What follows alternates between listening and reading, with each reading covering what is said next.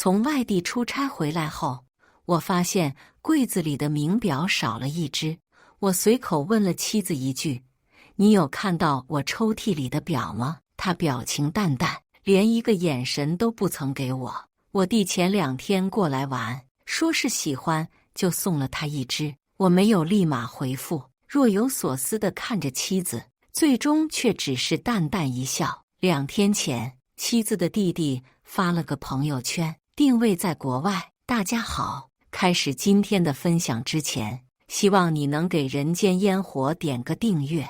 我将会分享更多优质的内容，因为工作缘故，我常常要和朋友一同聚会。男人之间谈论的话题无非最近的工作和名表之类的，为此我养成了买表的习惯。给妻子专门放首饰的房间里，有一个巨大的抽屉，里挂着的全是我的名表。妻子方竹心有个刚高中毕业的弟弟，偶尔会来家里玩，或许是男人的天性，他对那些表也总是爱不释手。方竹心有时候会送他几只，我也从来都没放在心上过，毕竟都是一家人，不分你我。可方竹心刚才的那句话却让我突然起了疑心，原因无他。2天前，我在上飞机的前一刻看到方竹舟更新了一条朋友圈，定位在国外，配文是为期1周的毕业旅行，我一定要好好享受。我在浴室洗澡，越想越觉得奇怪。一只表对我来说不是什么问题，但若是妻子出轨了，可就是一件大事了。等我从浴室出来后，方竹心还坐在沙发上抱着手机，2只手在屏幕上点得飞快，时不时嘴上还挂着一抹微笑。我看了一眼挂在墙上的钟表，已经是晚上11点30分了。方竹心很自律，从来不熬夜，一到晚上11点就会犯困，回房间睡觉。但是此刻他却没有半分想要睡觉的意思。我突然想起来前几天我在网上刷到的段子，有人说，如果一个平时不苟言笑的人，突然抱着手机聊得很嗨，时不时还露出一个笑容，那可能就是有喜欢的人。只有沉浸在甜甜的恋爱当中的人才会露出那样的表情。那时的我对此不屑一顾，只觉得现在的人想法还挺多的。但此刻我看着眼前的妻子，就连我站在客厅这么久了，她都未曾察觉，一门心思放在手机上，突然就觉得和那个段子吻合在了一起。想到这里，我转身去了书房，拨通了方竹舟的电话。小舟，毕业旅行玩得怎么样？电话那头兴奋的声音立马就传了过来。姐夫，你怎么突然给我打电话了？你是不知道国外可好玩了，我真想一直在外面玩。我声音淡淡，那就行。你姐给你的表你还喜欢吗？你要是喜欢的话，姐夫再给你准备几只。方竹舟脱口而出，什么表？一个大胆的想法顿时涌上我的心头。方竹舟没有收到那只表，那方竹心说的送给了弟弟，是送给了哪个弟弟？我整个人的心一紧，一想到在自己出差的日子，妻子可能出轨了，我就根本控制不了自己的情绪。可我也清楚，光凭这个根本证明不了什么。姐夫，你怎么突然不说话了？感觉今天晚上你怪怪的。方竹舟的声音将我的思绪拉回，我试探性的开口，没什么，我刚出差回来，看到抽屉里的表少了一只，你姐说送给你了，我就过来问问。这下换电话那头沉默了，不知道过了多久，我才听到方竹舟虚掩的声音：啊，对，那个表是我拿了。姐夫，你瞧我这记性，出来玩给记糊涂了。我姐给我寄了一只表过来，她说让我不要出去玩，在同学面前丢了面子。那个姐夫，你们那边时间应该也不早了吧？早点休息。我刚好要跟朋友出去吃饭，就先不说了。电话被很干脆地挂断，我的睡意却顿时全无。两个想法一直盘旋在我的脑海里：一，方竹心出轨了；二，被瞒着的只有我一个人。我在书房抽了一整支烟，才逐渐冷静下来。出去时，方竹心换了一个姿势，但依旧坐在沙发上。我压下心底里的想法，和往常一样，坐在沙发边，搂住他。在和谁聊天呢？这么开心，你该不会谈恋爱了吧？我不过是随口调侃一句，方竹心却像是受到了什么巨大的惊吓一样，慌乱地把手机藏在了背后，一只手还在我胸口上捶了一下，对我翻了个白眼，语气不悦，吓我一跳。你走路都没声吗？你这人怎么出差回来就变得疑神疑鬼了？瞎想什么呢？在跟我朋友聊天，我直视方竹心的眼睛，他却不敢跟我对视，瞥了一眼，然后就立马把目光转向了一边，不停地咬着手指。我的心里涌上一阵酸涩。人们常说，人在心虚的时候才会显得自己很忙，此刻的方竹心便是如此。我努力克制心底里翻涌的情绪，故作轻松地继续追问：哪个朋友？我认识吗？方竹心却突然转头瞪了我一眼，深深地叹了一口气后，各式各样的吐槽像炮火一样朝我砸来。你又在发什么神经？一出差回来就对我各种盘问，我到底是你妻子还是犯人？难道我就不能有自己的隐私吗？跟朋友聊天也要告诉你。怎么，你是不是还要查手机？沈纪泽，你的大男子主义能不能消停一点？方竹心越说越激动，我能清楚地感受到唾沫星子飞了我一脸，到最后他更是直接将手机砸在了我的胸口。你不是老疑神疑鬼吗？你自己看好了。我真的是受够了，跟个神经病一样。我作为你的妻子，你对我连这点信任都没有，这个日子我是一天都过不下去了。方竹心一边说，一边伸手抹了抹眼泪。我的内心又不由得泛起一阵心疼，看他说的那么激动，努力自证清白的样子，就仿佛真的是我做错了，或许真的是我想多了呢。一旦这样想后，所有的猜忌都在我的内心烟消云散。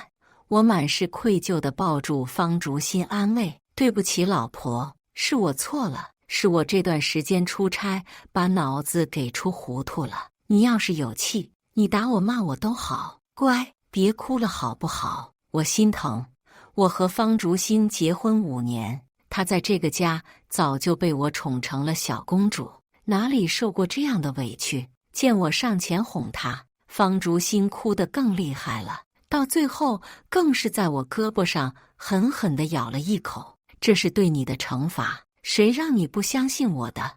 你知不知道你这样做有多伤我的心？你出差的这段日子，我每天都发消息给你报备，恨不得你早点回来，结果你倒好，一回来就怀疑这怀疑那的，我看你就是不爱我了。方竹心长得很漂亮，是当时我们学校有名的校花，一哭起来更是梨花带雨，看得我心都要化了。我抱着她连连哄，甚至当即给她转了10万块钱赔礼道歉。老婆，你就别生我的气了，你看上哪款包包了，我统统给你买，就当是误会你的赔偿了。乖，别哭了，眼睛哭肿了就不好看了。方竹心的脸上这才露出笑容，撇着腿在我面前装凶：这次就原谅你了，要是再有下次，哼！沈纪泽，你是知道下场的。我紧紧地抱着他，嘴里说着不会有下一次，早就把之前的怀疑抛得一干二净。晚上睡觉的时候，我因为接连出差劳累，没一会儿便沉沉地睡了过去。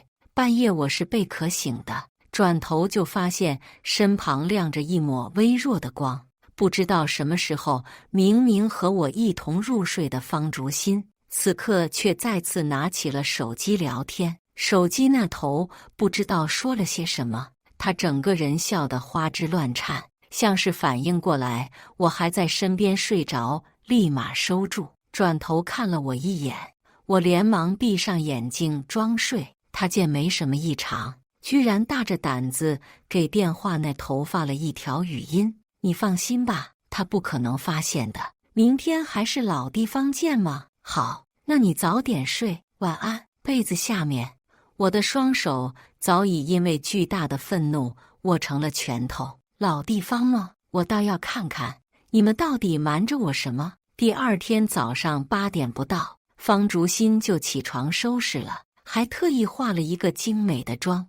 我的心中愤怒酸涩交织。婚后，他以化妆麻烦、伤皮肤为由，几乎从来没有在我面前化过妆，如今却整装待发地去见另外一个男人。临近出门时，我才装作刚被吵醒的样子，抬头看了他一眼：“老婆，这么早你是要去哪儿啊？”方竹心只是朝着我淡淡一笑：“我约了闺蜜今天一起出去逛街，晚上可能不回来吃饭哦，不用等我。”他说完又凑上前，在我的脸庞留下一吻，才不舍得往外走。“今天不能在家陪你了，下个周末我一定陪你待在家里。”我看着方竹心，不再说话。我以前怎么没发现他的演技这么好呢？我走了，老公。等到方竹心彻底消失在我的视线后，我才不紧不慢地起床收东西。刚在一起那会儿，他热衷于在我手机上安装各种恋爱啊，说夫妻之间就应该坦诚相待，安装这个东西以后就可以随时知道对方在干嘛了。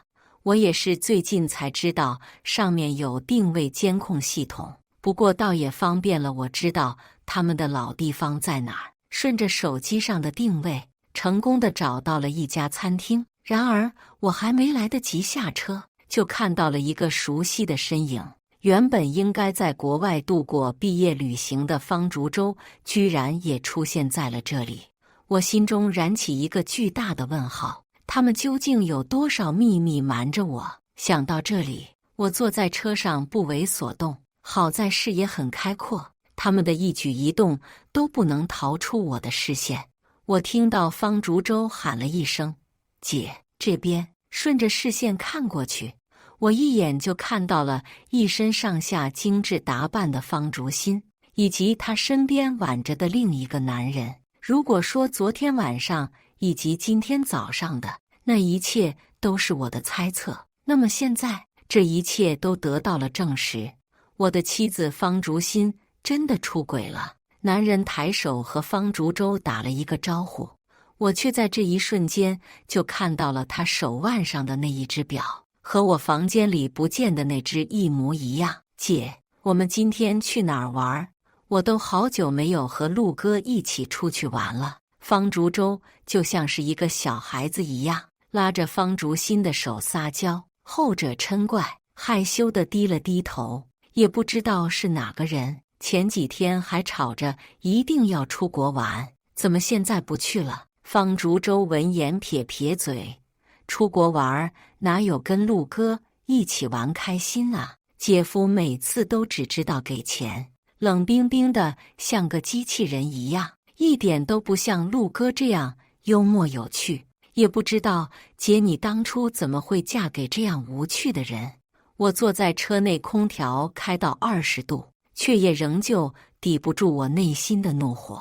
方竹舟今年才高中毕业，这些年我从来没有亏待过他。每年暑假他想去哪儿，我都会毫不犹豫地给他一张卡，让他出去消费，甚至是他想买的东西，是我在消费的时候都会考虑一下的奢侈品，我都会毫不犹豫地买给他。正因为他是方竹心的弟弟，是他唯一的亲人，所以我也爱屋及乌地对他好。如今我是亲耳听到他的另外一个男人面前说我不及别人好，多讽刺，就像是一腔真心全部为了狗。方竹心明明听到了这句话，却没有说任何反驳的话，在他心底里，怕是也早就后悔嫁给我这样的人了。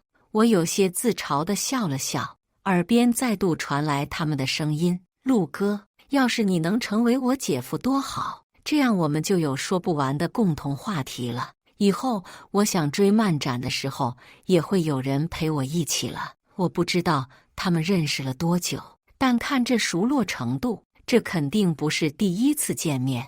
被叫陆哥的男人有些不好意思地低了低头，然后又看了一旁的方竹心。谁能娶到欣欣学妹是他的福气，怪我来晚了。要是时光能倒流，我是不会错过的。因为陆晨风的这句话，方竹心整个人害羞地躲在了他的身后。学长，你就别调侃我了。他嘴上这样说着，手却紧紧地挽着陆晨风的胳膊，从没想过放开。我已经约好了西餐厅，一会儿带你们一起去。陆晨风在说这句话的时候，眼睛一直盯着方竹心，他也回望着。我看得很清楚，方竹心的眼里全是对一个人的爱意，因为曾经的我也是这种眼神看着他。好啊，也算是心有灵犀了。我也想的是去吃西餐。耶，太好了，我最喜欢跟着你们俩一起去吃西餐了。方竹心刚说完这句话，我就陷入了沉思，因为他曾经不止一次地跟我吐槽过，不喜欢吃西餐。他的原生家庭并不那么好，在和我结婚之前，根本就没有接触过这种高大上的东西。每次听我提起，就会用满脸不耐烦的语气开口：“沈继泽，你是不是就想看我出丑的样子？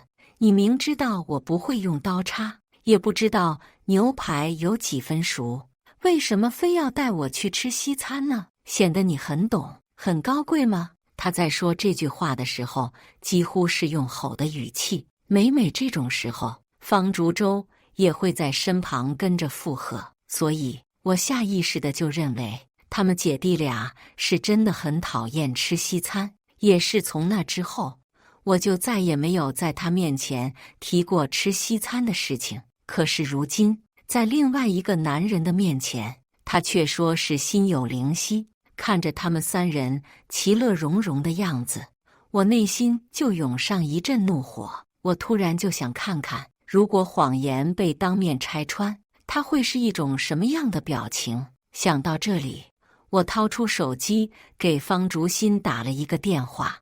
我看到他拿出手机后，果断地走向了一旁。老公，你怎么这个时候给我打电话了？你们还在逛街吗？我刚好没什么事，就想着问问过来跟你们一起。电话那头几乎是立马拒绝。不行。方竹心说完之后，才意识到自己态度太过强硬，有些别扭地解释道：“我跟我闺蜜一起都是女孩子，你来不太方便。”我淡淡一笑：“是吗？真的是她闺蜜吗？”透过窗户，我看到她整个人的身形瞬间僵在了原地，然后迟疑地转头看了看周围，没发现什么异常后，才再次开口：“不是我闺蜜，还能有谁？你这人真的奇怪，该不会还在因为昨天的事怀疑我吧？”沈继泽，你这样有意思吗？我都在家里待了这么久了，出去逛逛怎么了？昨天晚上我可是给了你机会看手机，是你自己不看的。你现在又来说这些有意思吗？好不容易出来玩一次，心情都被你毁了。你干脆一直在外出差算了，一回来就知道给我添堵。我喉头涌上一阵酸涩，让我一句话也说不出口。方竹心不仅在骗我，还倒打一耙。他的声音听起来委屈至极，就好像做错了事的人是我一样。要是换做以前这种时候，我早就开始哄他了。但是现在，我实在是很难静下心来哄他。我迫切地想知道，方竹心是什么时候出轨的？如果我今天看到的这一切是真的，我该怎么办才好？恋爱3年，结婚5年，他们一家子都是靠着我才走到今天这步。难道我要忍气吞声吗？内心有一个声音一直在叫嚣着，让他们付出代价。等我反应过来时，电话早已被方竹心挂断。我看着他整理好表情后，重新挽上陆晨风的手。姐，谁给你打的电话？看你刚才表情不太好，发生什么了？或许是因为再次提到这件事情，方竹心脸上的笑容顿时消失，带着无奈的语气吐槽道：“还不是沈继泽，整天到晚疑神疑鬼的，刚才还打电话说要过来一起吃饭啊！”方竹舟毕竟还是个没成年的小孩，一点都控制不住脸上的表情，整个人顿时就泄了气。他来干嘛呀？每次就知道扫兴。虽然早就知道了他们一家人不喜欢我，但亲口听到这种吐槽的话，我的内心还是难免会难受。放心吧，我已经拒绝了，咱们一起聚餐，为什么带外人？走吧。说着，一行人又其乐融融地朝着地下车库的方向走去。我冷笑出声，一拳头狠狠地砸在了方向盘上。外人，在方竹心眼里，结婚5年的丈夫是一个外人。既然如此，戴绿帽子戴到这种程度上了，我也就没必要再继续忍耐了。我要把这些年花在他们身上的每一笔钱都全部讨回来。想到这里，我掏出手机给一个人打了一个电话。半个小时后，我低着头，小心翼翼地打量着眼前戴着墨镜的女人，一句话也不敢说，反倒是女人看着我这窘迫的样子，没严肃到几秒钟，就捂着嘴笑出了声。没想到啊，有生之年还能让我看到你头上一片草原的样子。我只觉得两眼一黑，很是无奈地叹了一口气。姐，你就别再笑话我了，难道我现在的样子还不够惨吗？你到底是不是我亲姐？有你这样对弟弟的吗？我委屈地撇撇嘴，整个人就像是被霜打了的茄子一样烟哒哒的。沈琳琳这才停止了笑声，一本正经地看着我。谁让你这家伙不撞南墙不回头的？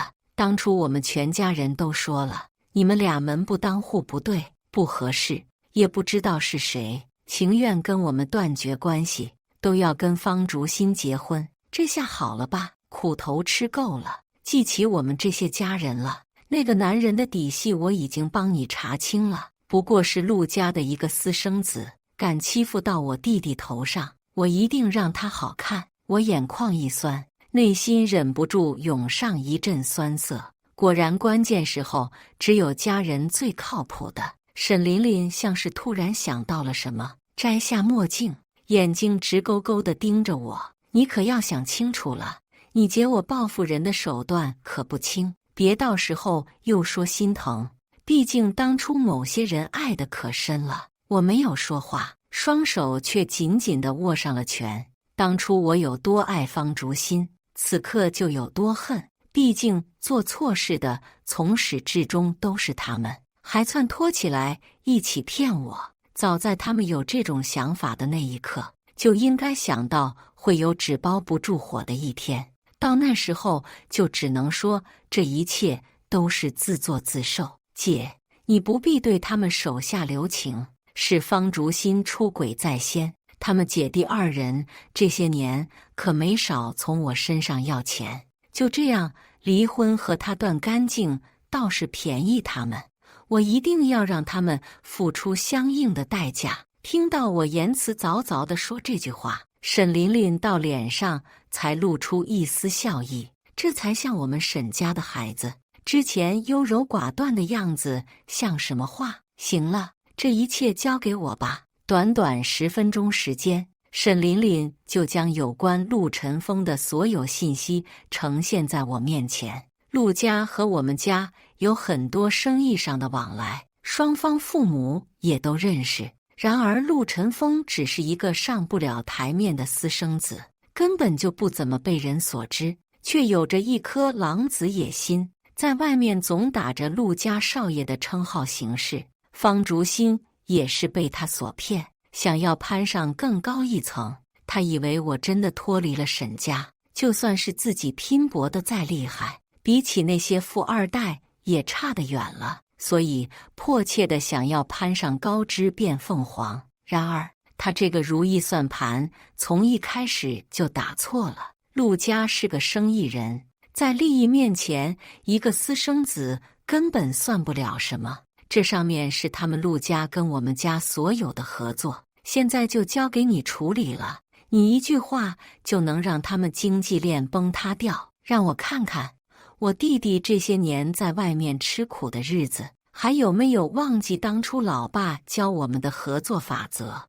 我抬头和他相视一笑，直接将最大一笔交易点了拒绝。审视合作法则之一，若用人不忠，便直击深处，使之匮乏。陆晨风分明是知道方竹心已经结过婚，是有夫之妇，却还是不懂得保持距离，说明他这个人的人品也不怎么样。毕竟苍蝇不会叮无缝的蛋，女渣男贱，天生一对。既然如此，就拿你先开刀。我刚把平板放在一边，想要平复一下自己的心情，就听到我姐又告诉了我一个更炸裂的消息。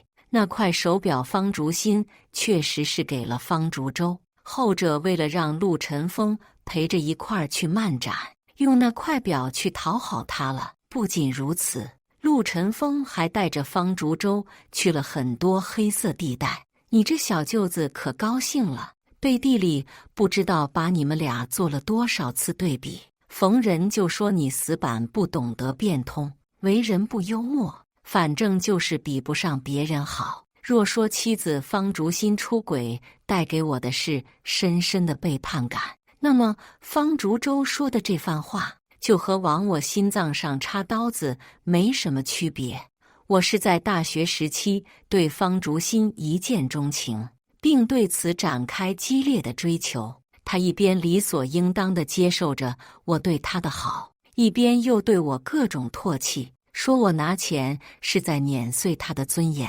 他说我们是两个世界的人，我对他根本不是真心，只是在玩弄他。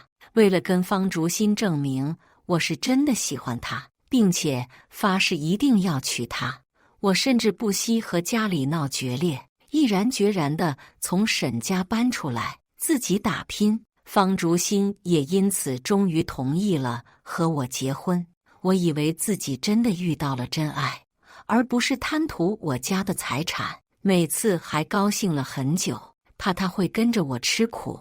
结婚起我就每天连轴转，好几次累垮到医院，只为了给他一个更好的生活。可现在仔细想想，我们刚结婚，方竹心就不止一次地暗示过我，让我找家里要钱。他说他父母去世得早，只有一个弟弟相依为命，弟弟还在乡下读书。他作为姐姐，实在是不忍心看着弟弟在乡下吃苦，而自己却在这里过好日子。为此，我连续好几天去应酬喝酒，喝到胃出血，只为了凭借自己的努力去拉人脉，把他弟弟转到市中心最好的国际学校。方竹舟每次生病，方竹心都会找理由说城市的这些设备太高级了，他不懂，怕被人看笑话，所以都是我亲力亲为，带着他去挂专家号问诊治疗。那时候我的事业才刚刚起步，每天都有谈不完的合同。可方竹舟一句姐夫，我班上的那些同学都会骑马射箭，我也想去学，不然我会被他们看不起的。我就抛下所有的工作，带着他去报专业的班学习。我同情他们小时候的遭遇，所以无论是精神上还是物质上，我都努力的去给他们最好的。有时候甚至连我自己都觉得，我对方竹舟就像是在养自己的亲生儿子一样好。整整5年的时间，就算是因为一条狗，现在也该对着我摇尾巴了吧？更何况还是一个活生生的人。可方竹舟的实际行动却像是一个无形的巴掌一样，让我的脸上一阵火辣辣的疼。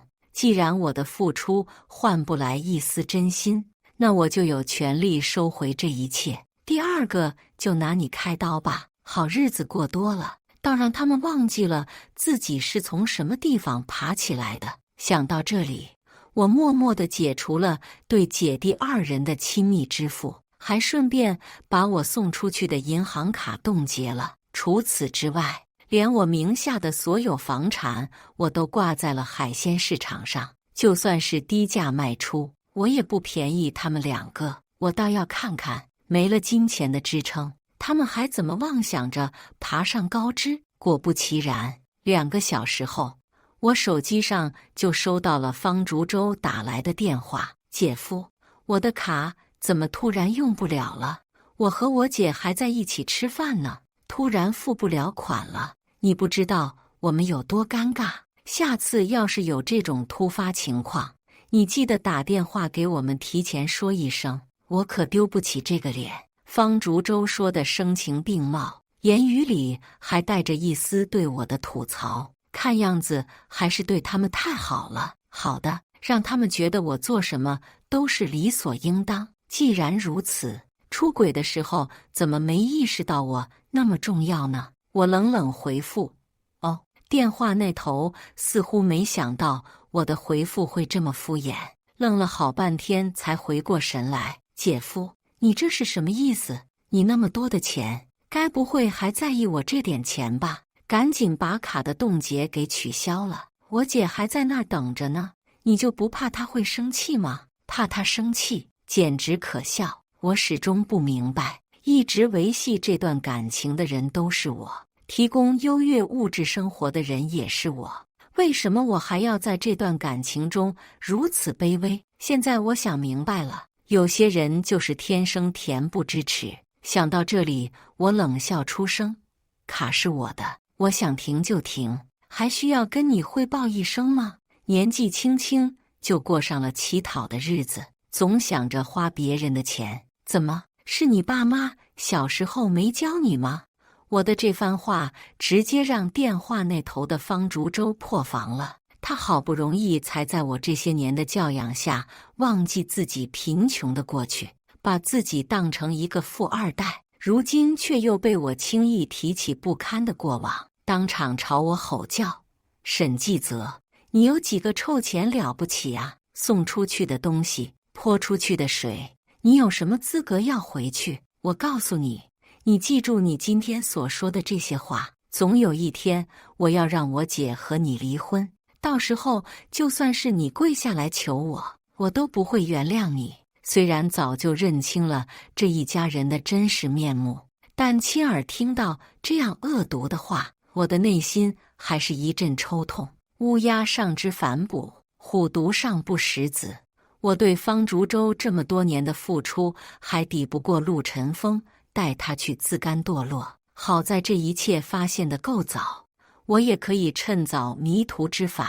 我直接挂断了电话，不再理会电话那个的大吼大叫。这不过一个刚开始就受不了了吗？好戏还在后头呢。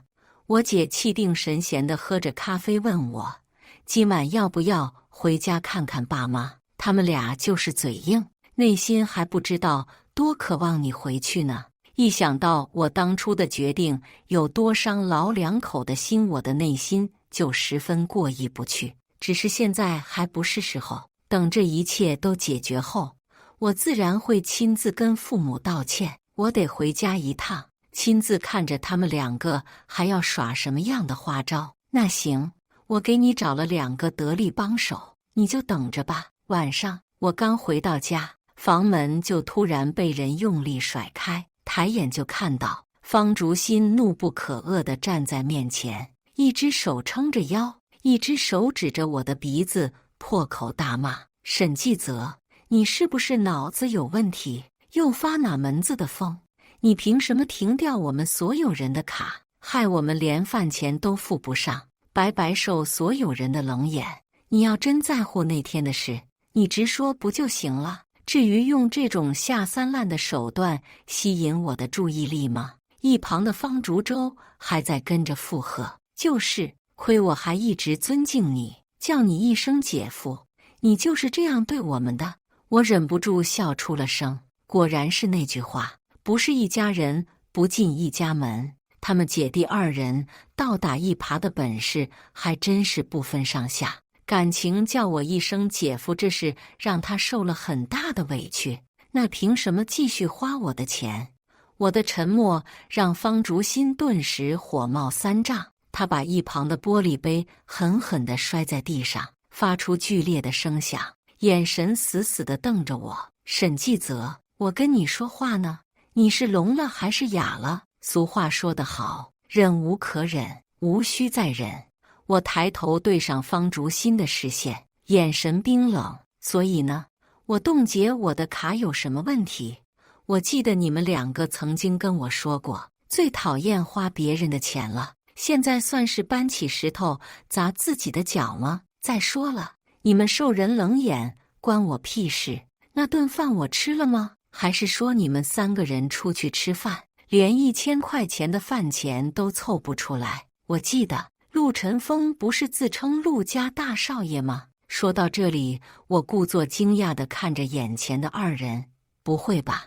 不会真的有自称富二代的少爷，连1000块钱都拿不出来吧？门口的陆晨风脸黑得不像话，却也只能死死地瞪着我。他不过是陆家的私生子，日常消费处处受郑夫人的限制，再加上他天生好赌，全身上下都掏不出来几个钱。说带他们去吃西餐，不过也是想名正言顺地花他们的钱罢了。也只有这2个蠢货被人卖了，还要替别人数钱。听我这样说后，方竹心下意识地脱口而出：“我才不会花别的男人的钱。”话说到一半，他才意识到不对劲，转过头来咬牙切齿地瞪着我：“沈继泽，你居然跟踪我！我看你是真的疯了，一天到晚没事干，神经兮兮的。”方竹心越是激动，我就越觉得好笑。他的气急败坏和我的气定神闲形成了鲜明对比。我坐在沙发上，悠哉地开口：“你激动什么？难不成有什么秘密瞒着我，怕被我知道？”方竹心，要想人不知，除非己莫为。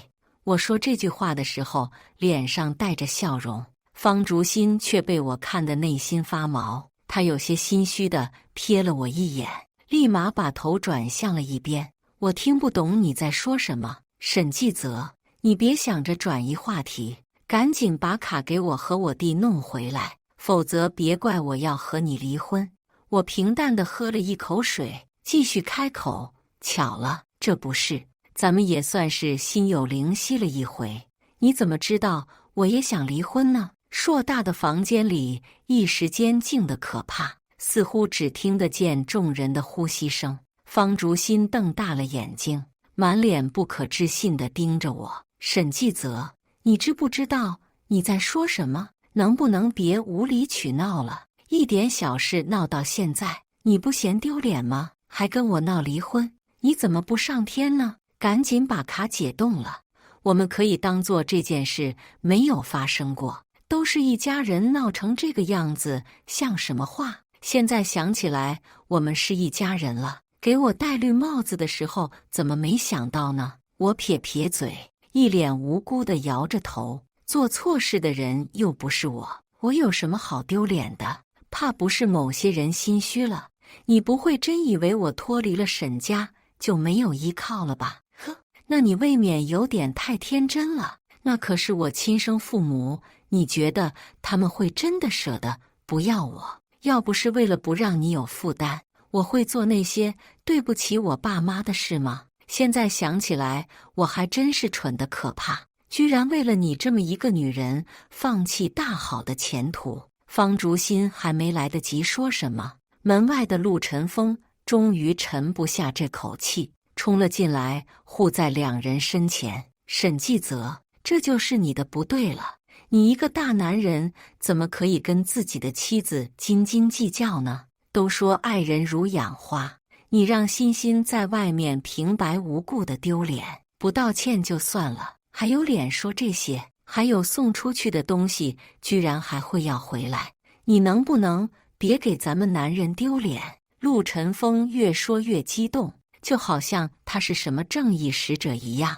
我实在是听不下去了，有些不耐烦地掏了掏耳朵，眼神冷冷地盯着他。哦，所以呢？这位先生是站在什么样的角度来评判我们家的家事呢？哦，差点忘了，你一个私生子，有什么资格站在这里跟我讲话？陆家的家教什么时候变得这么差了？我丝毫不给他留情面地拆穿他的身世。陆晨风整个人脸色变得苍白，瞬间僵在了原地。我却满意地笑了笑，凑到他的耳边，一字一顿：你想靠某些人吃软饭的时候，怎么没有去打听过我是谁呢？不妨再告诉你一个好消息吧，待会儿你怕是连陆家私生子这个名号都不能有了。我看着陆晨风的脸变了又变，到最后更是想气愤地推我，却被我灵巧地躲开。他自己反而因为一个踉跄没站稳，撞在了一旁的桌角上，额头顿时出血，整个人看起来狼狈不堪。一旁的方竹心也终于反应过来这句话的重要信息，愤恨地瞪着摔倒在地的陆晨风。他刚才那句话是什么意思？私生子，你不是告诉我你是陆家少爷吗？陆晨风，你居然骗我！一旁的方竹舟得知这个消息后，比他姐更激动，整个人冲上前，狠狠地给了陆晨风2拳。你这个骗子！我在你身上花费了那么多钱，到头来你居然跟我说你只是一个私生子，把我的那些钱吐出来。陆晨风什么时候受过这种待遇？如今事情暴露，他可不会再继续惯着他们俩人。是你们自己妄想爬上枝头变凤凰，想要钓金龟婿，怪得了谁？现在这个结果都是你们咎由自取的，活该！现场顿时变成一片混乱。我看着他们3个人殴打在一起的画面，默默地给自己倒了一杯咖啡，坐在一边品尝。果然，只要活得久，狗咬狗的场面迟早有一天能看到。没一会儿，3人就鼻青脸肿地坐在地上。就在这时，门铃声响了。我去开门，就看到房产中介带着一堆人走了进来。沈先生你好，我们在平台上看到你低价挂出了这套房子，所以特地过来看看。当然，随便看。我朝着众人露出一个笑脸，侧身给他们让了一条路。原本还坐在地上休息的姐弟2人听到这句话，蹭的一声立马站了起来。沈继泽，你这是在做什么？你把房子卖了，你凭什么卖我的房子？这么大的事，你为什么不跟我商量？我低头对上方竹心的视线，他那双眼睛里此刻只剩下了对我的恨。我却只是无所谓地笑了笑。你该不会是在这里待久了，真以为这些东西都是你的了吧？方竹心，我告诉你，是你婚内出轨在先。我有1万种方法能让你净身出户，房子我乐意卖就卖，还需要跟你打招呼？你以为你谁呀？见我来真的！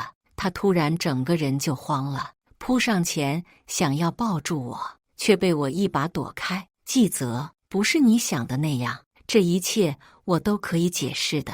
是他。方竹心说着说着，突然指着一旁的陆晨风，语气愤愤：都是他，是他先勾引我的，这一切都跟我没关系。继泽，你一定要相信我。被倒打一耙的陆晨风更是气愤地将手里所有的证据都甩了出来。到底是谁先勾引的谁？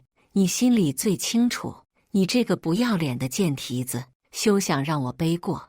我默默地捡起手机，将上面的信息看了个一干二净，啧啧称奇。这里面居然还有我不知道的东西。原来这些年，方竹心背着我没少在网上钓凯子。每当我出差的时候，就是他出来私下和这些人见面的时候。而这么多人里，陆晨风则是那个在前妻愿意给他花钱的人，一个愿打，一个愿挨，两个人都不是什么好东西。这下离婚的证据又多了一份，真不错。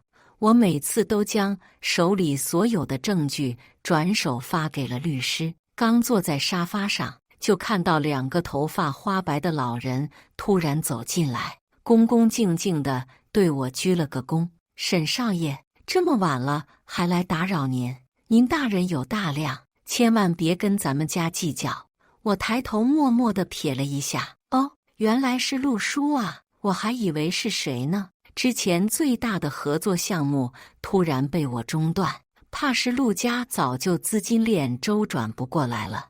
我突然想到了我姐给我说的那句话，我给你找了2个得力帮手，你就等着吧。又看了看眼前两人，原来如此，这件事找我可没有用，谁让你教出了一个好儿子呢？古时候流行父债子偿，现在反过来应该没什么意见吧？听我这样说，陆叔的脸更白了几分，转头就瞥见陆晨风还在一旁，顿时火上3头，冲上前狠狠地扇了他2耳光。你这个逆子，你要气死我呀！我让你一天本分做人，你就是这样听我的话的。既然你这么有野心，我看陆家是容不下你了，滚吧！爸，我知道错了，我以后再也不敢了，别赶我走，我不想再回到香咔咔过苦日子。爸，求求你了，看在这么多年你从未照顾我的份儿上，原谅我这一次吧。该说不说，陆晨风也是一个蠢货，他说这句话无疑是当着众人的面控诉陆叔这么多年的不作为。而在上流圈子里，最忌讳的就是私生子闹到正宫面前，这下有好戏看了。你这个畜生，这没有你说话的份。那晚，陆晨风几乎是被陆家保安拖拽出去的。方竹心姐弟2人见事情败露，一切跟他们想象的不一样后，跪在我面前苦苦哀求：季泽，你就看在我们这么多年的感情上，放过我们这一次吧，不要把事情做这么绝。对呀，姐夫，你当初不是很爱我姐吗？我能证明他们之间什么都没有，你就原谅我们这一次吧。我忍不住冷笑出声，难道我是什么很贱的人吗？滚，别来沾边。我把所有的资产都卖了过后，又以婚内出轨、诈骗为由去法院上诉了方竹心姐弟，离了我，他们连最基本的资产都没有，更没有钱请律师，只好直接认罪。最终，方竹心被判净身出户，并罚款100万元。方竹洲也因为品行不端，被好不容易考上的大学给拒绝，两人没钱没住的地方，很快就流落街头。但这一切跟我有什么关系呢？